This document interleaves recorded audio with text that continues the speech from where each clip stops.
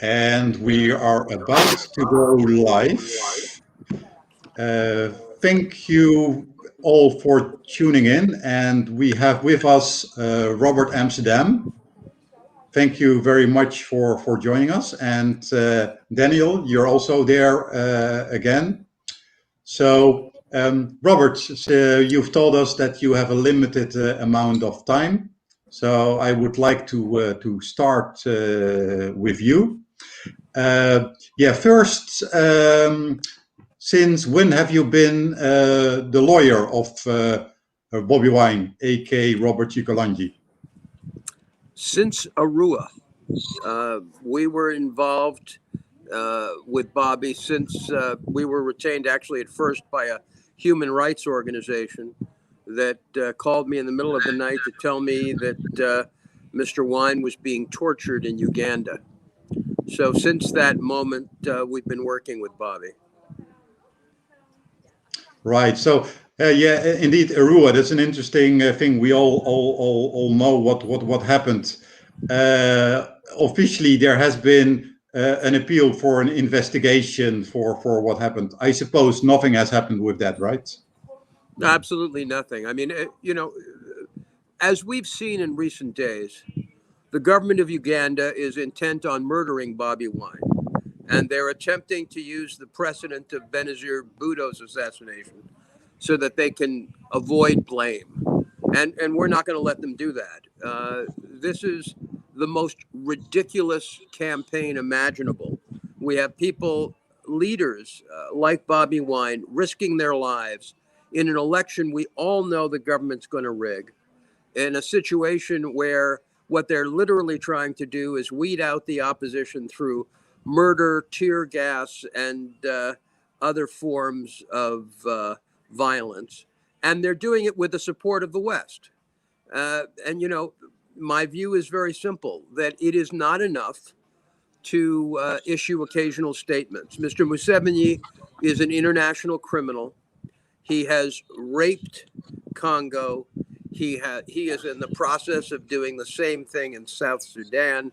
And this is a man who absolutely cares about nothing but his succession and the amount of money he can beg, borrow, or steal from various countries to essentially perpetuate the rule of his family.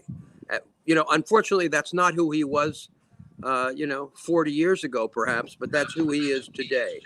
And we need to understand that this farce of an election can't go on the way it is now, or critical leaders for the future of Uganda won't make it. And what do you think is going to happen in the next month? Look, honestly, when a presidential campaign becomes a shooting gallery, I don't make any odds about anything. I think the one thing that has to happen, in my view, is that the opposition needs to come together around one candidate, and that candidate should stop campaigning, because I've said it very bluntly. Campaigning is going to get people killed. So until there's safety on the road, these campaigns should be suspended, and the farce has to be over. Quite frankly, they are not allowing observers to properly observe this election because they're intent on stealing it. And it's much easier to hide rigging if you have a large number of opponents. And because we all know it's going to be rigged, that's why the opposition has to come together. Yeah, I understand. And what kind of legal possibilities do you see to do something about this? Look, let me be very frank, because as you may be aware, we've also been working in Tanzania representing Tundu Lissu there. Over 200 people have been murdered on the streets of Uganda in this shameful, brazen display of the government's impunity. And I'm not going to bullshit people. There is a limited amount that can be done quickly. I think we'll be successful at sanctioning some folks. but you know, we're not going to stop Huawei from exporting to Uganda facial recognition technology. We're not going to stop the mobile telephone companies from illegally supporting incumbent presidents as they did in Tanzania. We're going to have to use very unorthodox legal instruments to try to get any form of results. You know, I can talk about the ICC, but in reality, it's going to be very difficult. And how about the Magnitsky Act? Does that offer any solutions? That's a very real tool, and the EU has just gone past sort of a second stage on that. So we're hopeful the Magnitsky Act will be perhaps in force by the end of January. So that's a possibility. And these are tools that we never imagined we could have 5 years ago. So I don't want to belittle it, but you know, we're going to have to go after Western companies, Western governments who are supporting this regime, and we really do have to get the opposition united, as your colleague was saying before we went on, and we have to call out the government. That's why I'm calling what they're doing with Bobby Wine attempted murder. I mean, that's what they're doing. There's no mistake. Whatever happens, the blood of the people around Bobby is already on the hands of this regime. I don't want to call it government. The tear gas grenade that almost killed him yesterday was by a French company called Alistec. Is there anything we can do against such companies? Yes, absolutely. And you know, it all takes time and effort. But again, all of this takes a tremendous amount of time. I'm just talking now with Thai colleagues. I brought a complaint to the ICC in 2010 when they killed 100 protesters in Bangkok, and we still have no result. I mean, I'll tell you, the result is that the seeds of that revolution in 2010 are now being seen on the streets of Bangkok today, and these massive protests that are going on. So a lot of this is the self-education of the people of the country. But you know, when we say Africa for the Africans, it's meaningful, because the only people who will change this are the people on the ground. Yes. Make no mistake. We can, you know, I can say we can do this and we can do that, and yes, we can embarrass the government. Yes, we can attempt to impose Magnitsky and other sanctions, but the real power is the people. And if the people unite, this junta will be overthrown. And you know, it has to be done peacefully. It has to be done in a way that's according to law. I'm not talking about violence, but we have to denounce a regime that uses violence in a criminal way every day of the week against its leaders. And there's no way to pussyfoot around. And you know, to be honest, what is to the benefit of Uganda is that there are some members of the judiciary who still have some integrity, as we've seen in some of the latest decisions affecting Bobby Wine. That's something unique in Uganda that you don't see in Tanzania and in a number of other African countries, which is a pretty independent, speaking in relative terms, a more independent judiciary than in other countries. I mean, shameful, the conduct of the Ugandan police and military. But it, again, to some extent, it's like what I saw in Thailand. A lot of the police and the military are actually supporters of people power, but they're being forced into this behavior because of the situation that they're in. Yes, and you mentioned that you know, to change Uganda, it is going to take Ugandans and really Africans themselves to change Africa, which I completely agree with. But I'm curious, what is it that is there something we are missing? Can we activate better? I see the majority of supporters of change right now in Uganda because of the of the fact that opposition is a little bit disunited. These are young people. We are new to this. So what can we do better to activate better and make sure that number one, you can unite the opposition. Number two, when I speak to people in Uganda, they say there are a number of opposition players who are basically appointed by Museveni. We should denounce them. We should make it very clear that these are puppets. This is the same practice used by Putin in Russia, and we should denounce those people who are doing this. And then I think, we need to engage in mass peaceful protests. I don't mean 5,000. I don't mean 10,000. I mean by the hundreds of thousands. General strikes. I mean, bring this government to its economic knees. Because that is the only way. I mean, yes, we can do sanctions or whatever, but this kind of direct, legal, peaceful action is absolutely necessary. Belarus serves as an example for Uganda? Absolutely. I mean, when you think of Uganda, the Belarusians have it tougher because they have Russia bearing down on them, whatever they do. You don't have that in Uganda. That's a step up for Uganda.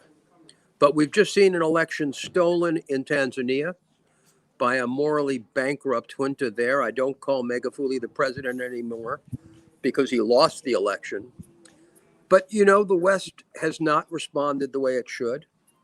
Amazingly, many countries have denounced the election, but we need to do more. And it's so clear that the United States and the World Bank, in attempting to fund COVID relief, have really been in a situation where they're handing money over to Museveni to use against his own people.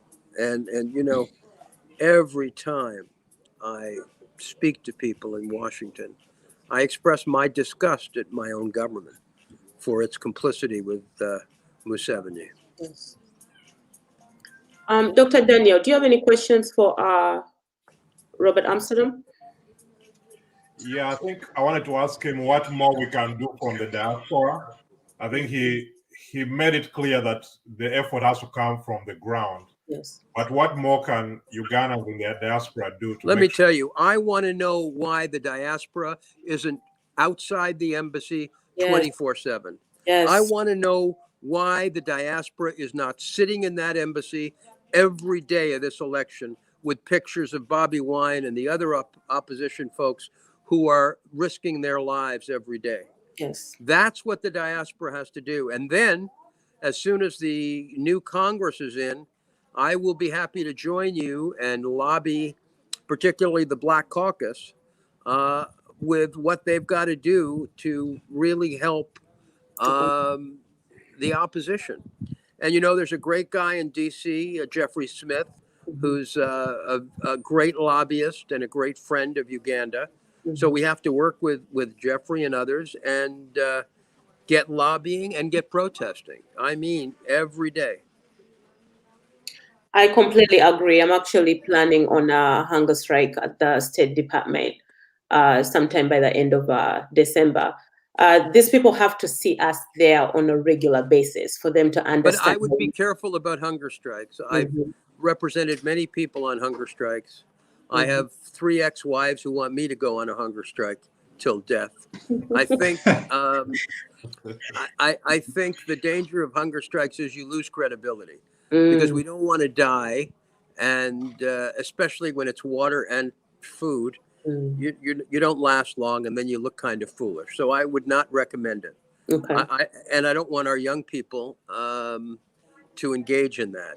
I think what we really need is 24/7 lobbying, protesting, demonstrations, and I'll be in Washington. And please reach out to me. I'd be happy to join you.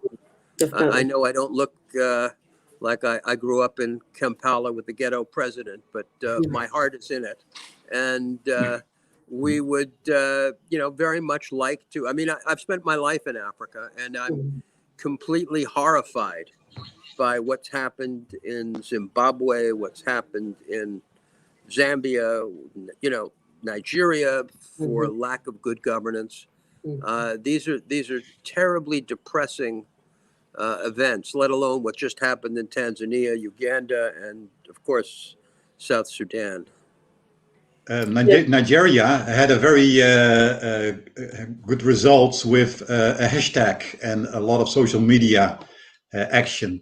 Do you also recommend Ugandans to become more Absolutely. active? I think the End SARS campaign in Nigeria, I'm very proud of my people. I think it's been a hugely successful run.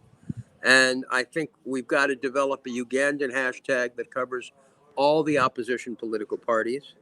And I want to say I was deeply touched when a number of the opposition leaders, when Bobby was detained, stopped their campaigns. Yes. That's the kind of solidarity we need, because at the end of the day, as long as it's not Museveni, we are way ahead. Yes. I may want Bobby, you may want the general, but if we have some government other than Museveni, we have a shot that people won't be slaughtered in the streets every day of the week. Agreed. What do you think about World Bank blood money? It's the hashtag that we're showing now in the screen. Well, I mean, the problem with that, I mean, it's nice, but the problem with that is that we need a unifying Ugandan hashtag that will deal with mobilizing people in Uganda. And the World Bank won't give a damn about what we do unless we do it big enough, which I think we shouldn't dissipate our energy. I think we should focus on Museveni, a general strike. I mean, something really significant. A general strike is significant. It is something that is, the newspapers in Uganda today were bragging about their growth record. Shut the country down for a day. Hit them where it hurts. Yes. And we do have a protest on the 10th of December, which is Human Rights Day. And that protest is going to be in New York, and I believe it will be at the UN headquarters. And we know you have to leave. Dr. Daniel, did you have anything else you wanted to ask Robert Amsterdam? I think he made some really good points, and Yes. I think we have to continue being vigilant as Ugandans, both in the diaspora and back home. But the issue of opposition unity is very crucial, because without unity on the ground, it's going to be impossible to rally every Ugandan, because right now the opposition is split in different camps. And sometimes it's hard to tell which camp is with Museveni, because they are strategic at planting opposition or fake opposition candidates to sow confusion among the movement. So the issue of unity is very crucial. And I don't know if Mr. Amsterdam has any additional ideas how Ugandans can go about uniting the opposition. Well, listen, I think it's a matter of getting the word out on social media that people do not want to split the vote. I mean, it's just the most basic logic. Nobody will survive. We're making it so easy to rig. We have to get past this. And I mean, to be honest with you, because I'm so closely tied to Bobby, I don't want to say a lot, because I'm not speaking for his campaign. But I just think Ugandans need to get together. And, one of the things I'll tell you is prayer. I mean, I don't want to sound like an American evangelical, but when I see the risks my friend is going through every day, that's certainly something I think every Ugandan who cares about the future needs to do. Yes. Is not just pray in terms of these leaders, but deep down think, not just yell and scream.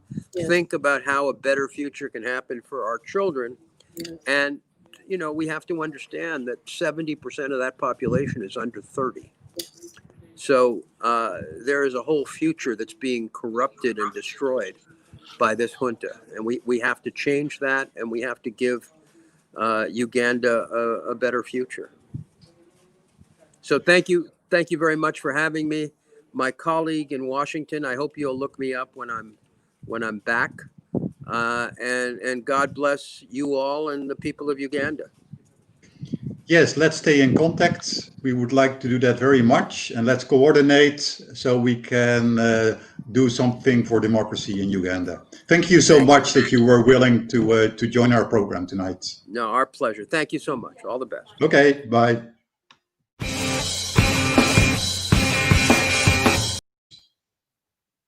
And there we are with the three of us. Now I'm going to go to this view because I like it a little bit better. So, Daniel, I would like to ask you some questions as a pharmacist. How do you think that the COVID-19 situation in Uganda really is? Right now, there are several concerns with COVID in Uganda. First of all is the data coming out. There's questions how accurate that information is. Right now, I believe they are reporting about 200 Ugandans that have died from COVID-19. The last time I checked, we had about 19,000 reported cases. Now, the question is, how accurate is that information? How widespread is COVID? So that's really the overall challenge we have in some of our countries, is that it's hard to assess the urgency or how widespread COVID is with a lack of data.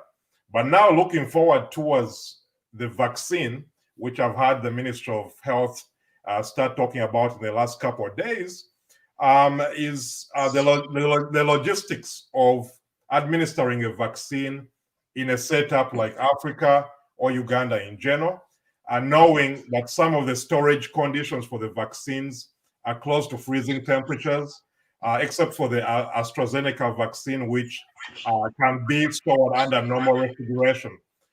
So the question is how, first of all, getting the resources to making sure there's sufficient vaccine for all Ugandans. We have already seen how they have diverted funds which were geared towards COVID-19, towards political season. So now we run into a same situation where the government now wants to start acquisition of vaccine. Where's the money going to come from after most of the funds have been diverted towards security forces and towards the campaign in the State House? Are we going to get more loans from the World Bank? Is that where they're going to get money to purchase vaccine, or are the vaccine going to be provided to the Ugandans at a more discounted prices?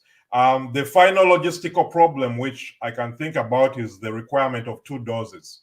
Because if you look at the challenge we had with the hepatitis vaccine in Uganda, it might be the same challenge with the COVID vaccine, requiring to immunize close to 40 million Ugandans. 2 doses is going to be a logistical nightmare, not just for Uganda, but most of our countries. Even the United States is struggling with how they are going to administer such a vaccine, because already 50% of the population is saying they don't want to take the vaccine. So I think those are the challenges going forward with the COVID vaccine in Uganda, making sure, first of all, there's resources and funds to acquire the vaccines, and the logistics of distributing that vaccine across Uganda with the healthcare system that we have today, where there's even no oxygen in our referral hospital in Mulago. It's going to be a major, major challenge going forward. Okay, thank you for that. I would like to put in a question by our audience, although it's not about COVID-19, but I would like your opinion on this, Daniel. Julius is asking, how can I protect my vote?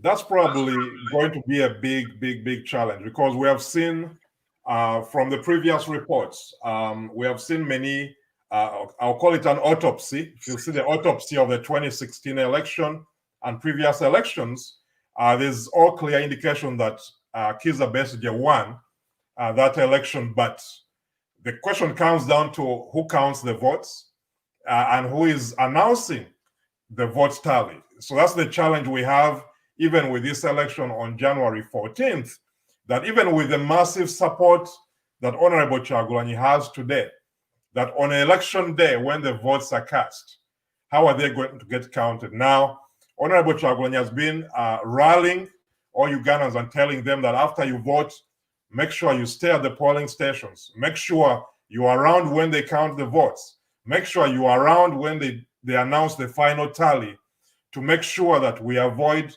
what happened in the previous elections. Another issue is having observers. There are so many polling stations in Uganda.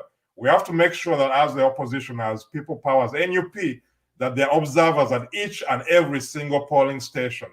That's really the only way we're going to make sure we protect the vote. The voters have to be vigilant at each polling station. We have to make sure we have the 2 observers for NUP at every polling station across the country. I believe that will at least get us closer to guarding that election. And then the rest, we have to figure out how to have a more sophisticated network to root out some of the things that the pre-ticketed ballots and things like that that we had in 2016. But it's going to be really a major, major challenge in January.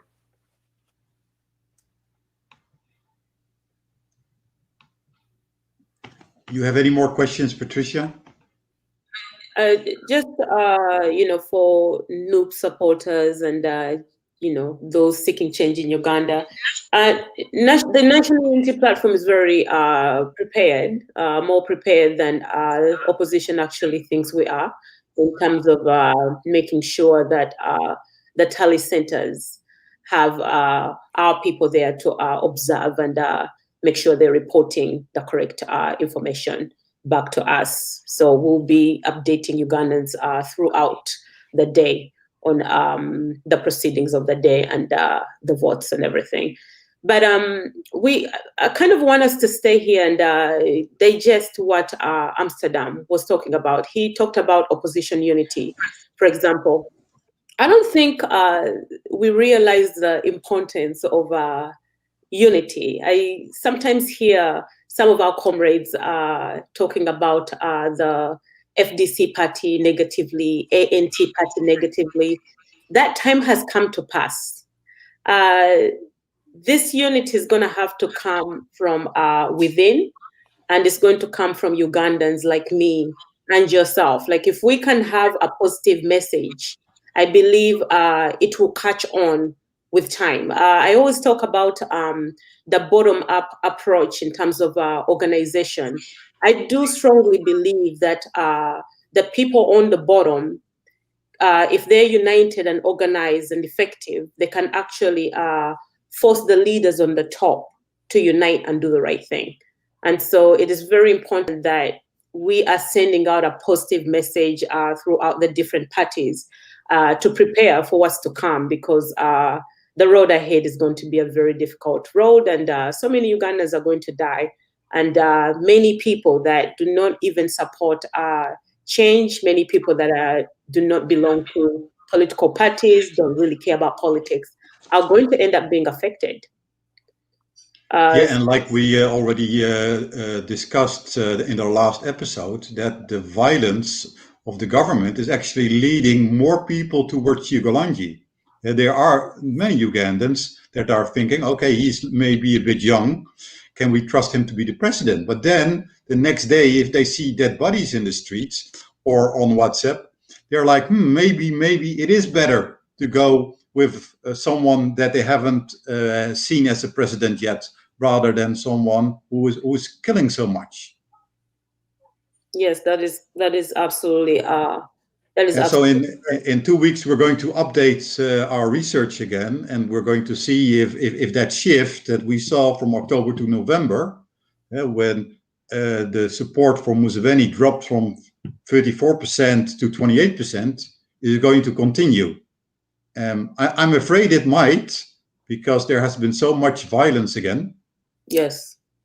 And then Amsterdam also touched on what the diaspora can do. Daniel Koma, he touched on labbing. I know that you have been labbing for a very, very long time here in Washington, D.C. Can you talk to us more about that? Yeah, I think most of people in the diaspora feel helpless. And And also the diaspora is very diverse. Sometimes, because most of the time the Ugandans who end up in the diaspora are people who are searching for opportunity. So most of the time, people come to the diaspora and they are struggling to survive. So sometimes it's generalizing and saying everyone in the diaspora has to join. I think we have to encourage people to contribute in any way they can.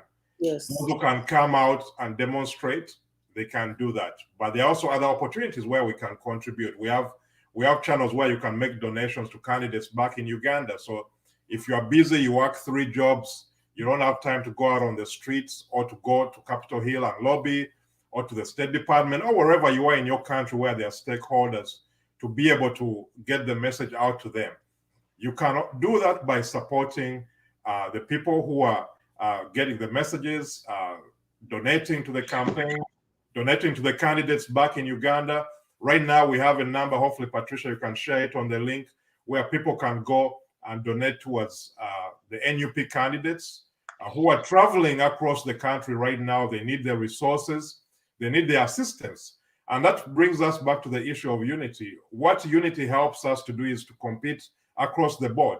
Because right now, when you have almost 4 or 5 political parties, you are not fielding candidates to match each and every candidate the NRM is fielding across the country.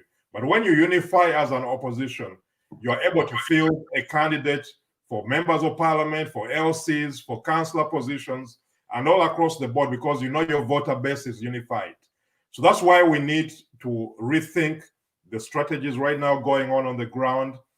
The voters are mostly unified. I think it's the leaders of the opposition parties who have their own personal ambitions, but on the ground, it's very clear that the energy is with Honorable Kyagulanyi, Bobi Wine. He's the one who is driving the large crowds, is the one who is really energizing the masses to think that they have a chance to overthrow Museveni using the ballot this year. But in the diaspora, we encourage everyone, if you can't come out to demonstrate, donate to the candidates. Yes. If you can come out, reach out to your coordinators wherever they are. We have diaspora coordinators in most of the different respective regions. Reach out to them. They have meetings regularly, and during those meetings, you can see some of the things the National Unity Platform is trying to do in the diaspora to organize us. I think this is the first time, having lived in the diaspora this long, where I've seen so much mobilization and organization of the diaspora. And I commend Honorable Kyagulanyi and his team for thinking about the diaspora, knowing that it matters. Because Museveni looks at the diaspora in transactional means. The remittances we send back to Uganda, but not political representation. We have many diasporas that vote right now. Even Rwanda, a small country, allows their diaspora to vote. But the Uganda diaspora hasn't been able to vote. And that's something which many African countries, almost over 40 African countries, are allowing their citizens to vote. So that's something which we need to continue pushing for as the diaspora, to make sure that our voices are heard and to make sure we make an impact on what's happening on the ground in Uganda. That's an interesting idea about the diaspora voting.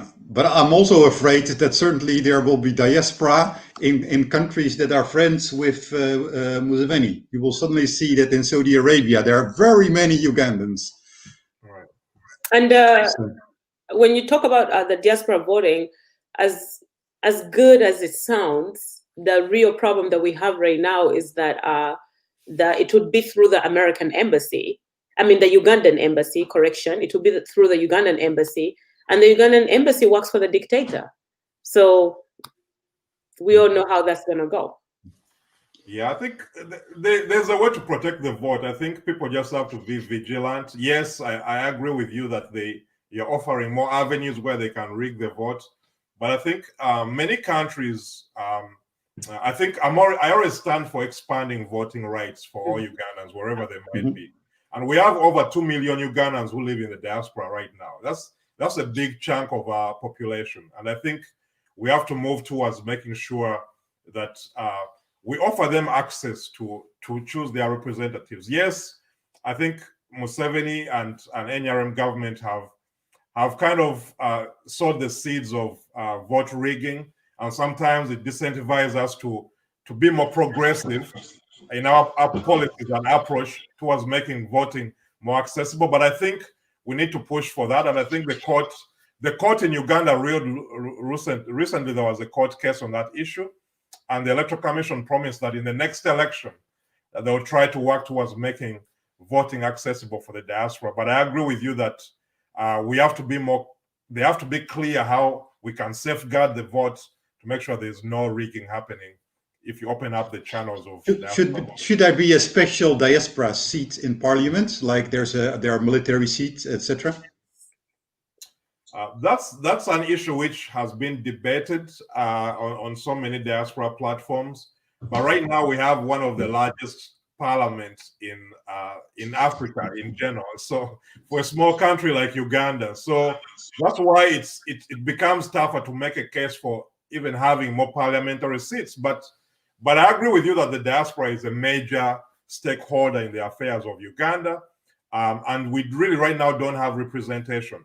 If you look at the remittances which we send back in Uganda, billions, per year.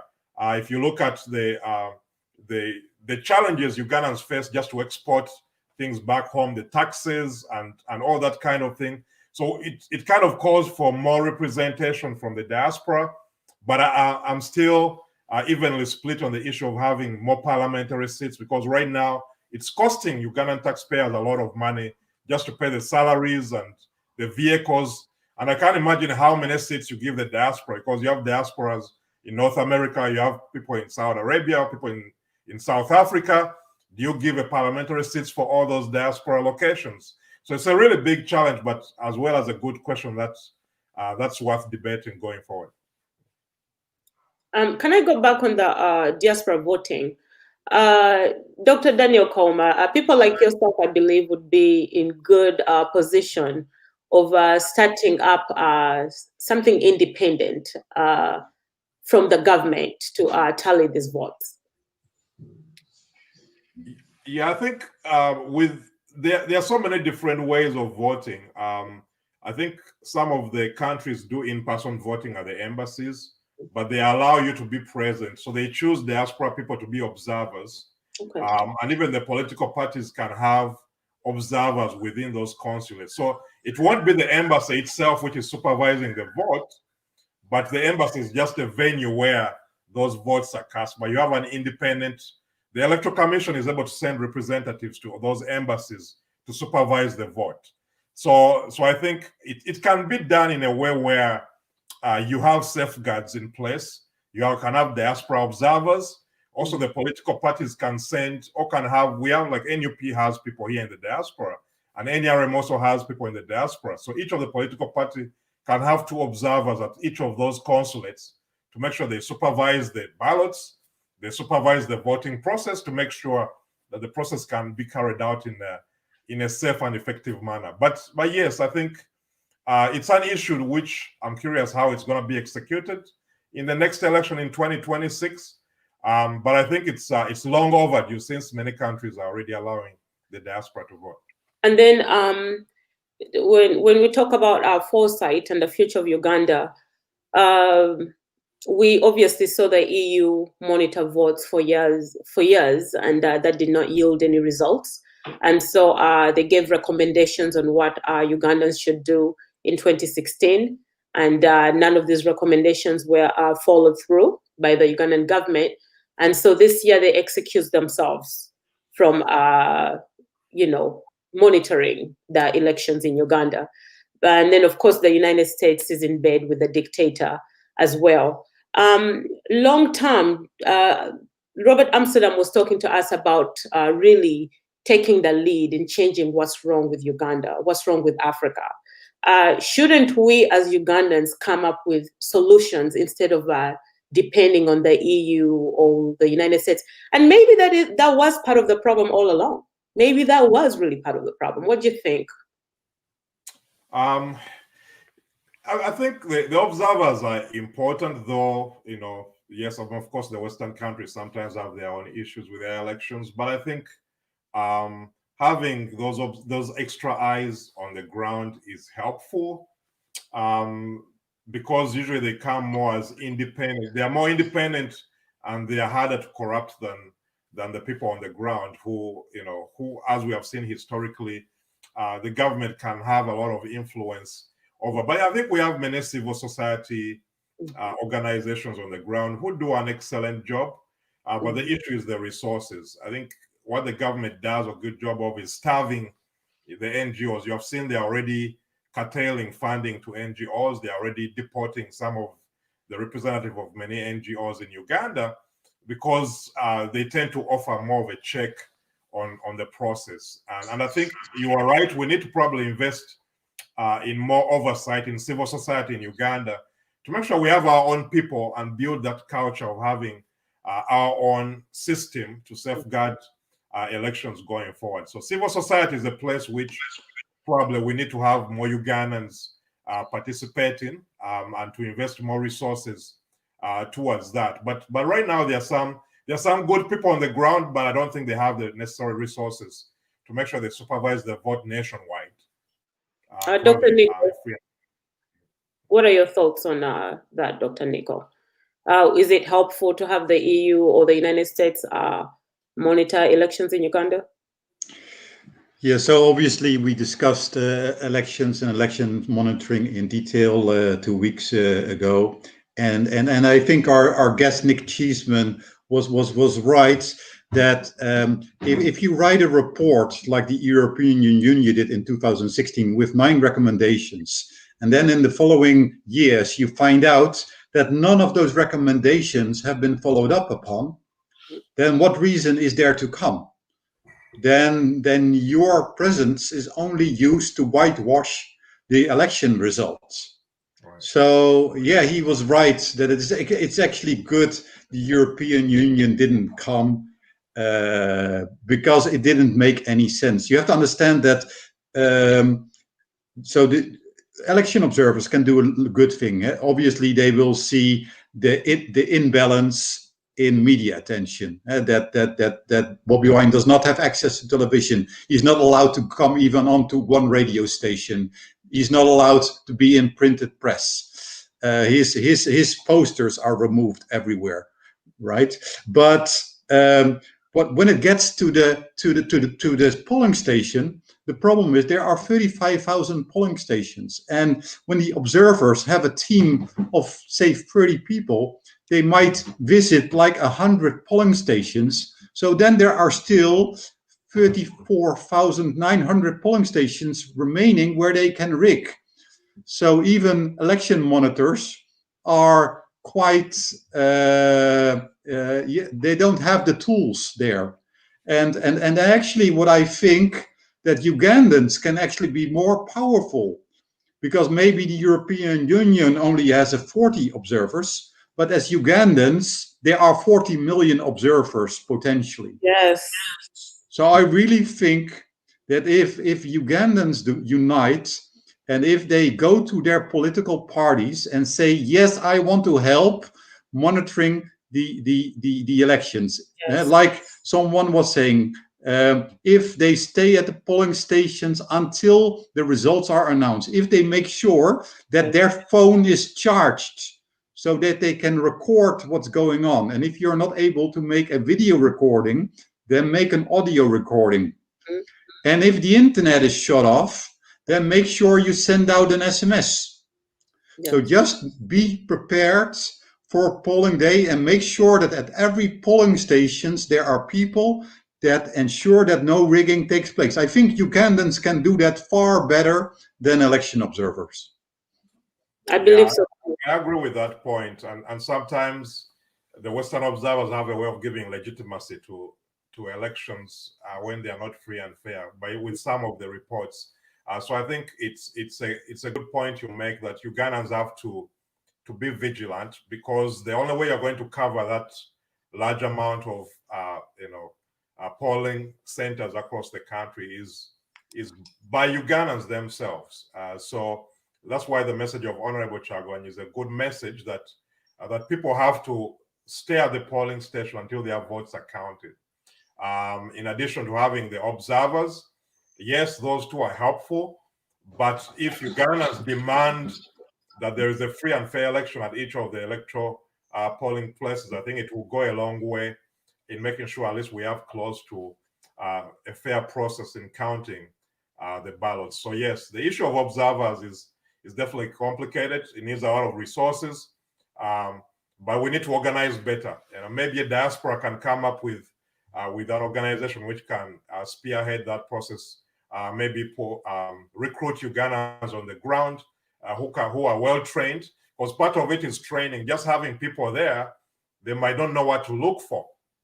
So by making sure people are trained to actually know, what do I look for at the polling station to make sure the election is not being rigged? Mm-hmm. What should I be looking at? What should my focus be? I think that also can go in improving the process. It could be through our political parties that they engage the people with the communities, that this is the checklist of what you need to do when you're observing the voting site. And that can help us improve our election process. And we saw with the election in Hoima, and even the youth elections, the recent youth elections, so many candidates for the different positions were being beat up. There are some Ugandans that were killed, and it's just a lot of violence that took place on that day. But people recorded videos that we were able to receive in time and actually, circulate on social media. So maybe we can come back at another time and actually focus on that subject, Dr. Daniel Kauma, just kind of like educating Ugandans on how they themselves can really make an impact in ensuring that the votes are not rigged. Yeah, absolutely. I think that's a very key educational point, for ensuring that people know how to protect their vote, because that's the only way you're going to have, all this campaigning that is happening. You can mobilize as many voters as you can, but at the end of the day, if they're going to stuff the ballots, all the effort will go to vain. So I think I'll be willing to come back and we can bring in more experts who have monitored votes, who have been on the ground and seen what's happening, and we can discuss this topic in more detail. Mm-hmm. Okay, that sounds good. And for those that are traveling to Uganda, there is a lot of people in the diaspora that are going to be traveling to Uganda for elections and Christmas.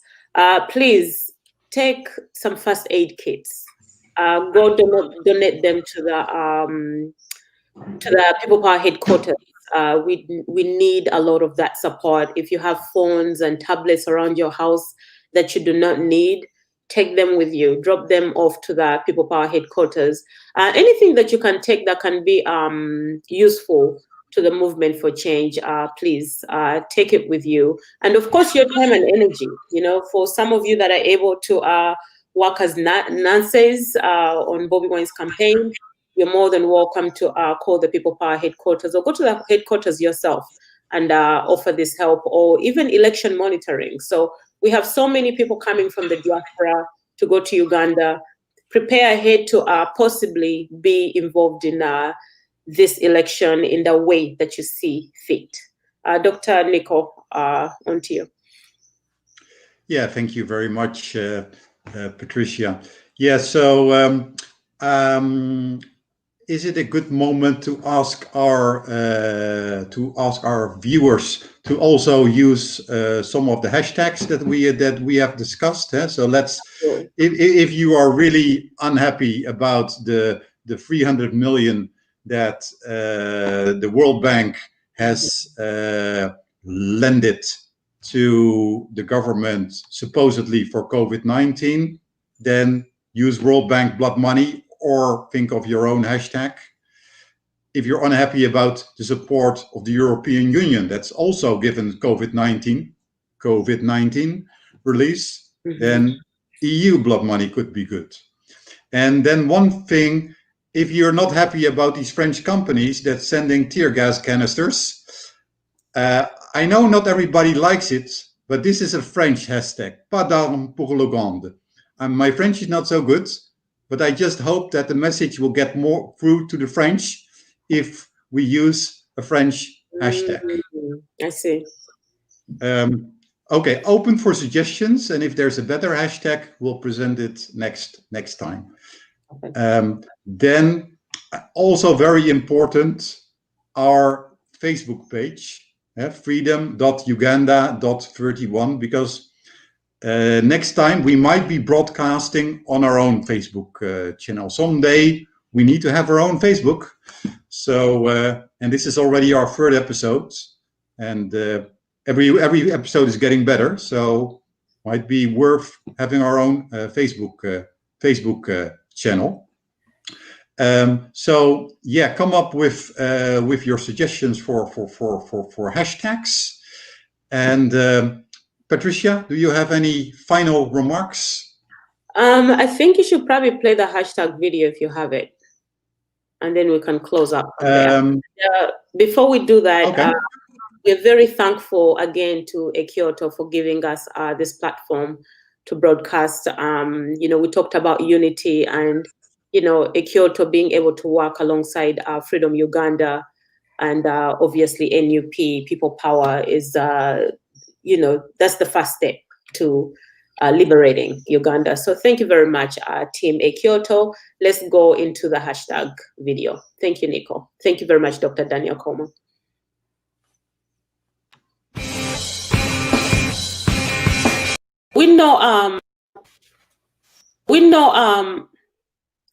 We all know how important hashtags are in terms of creating awareness to the human rights violations that are taking place in Uganda.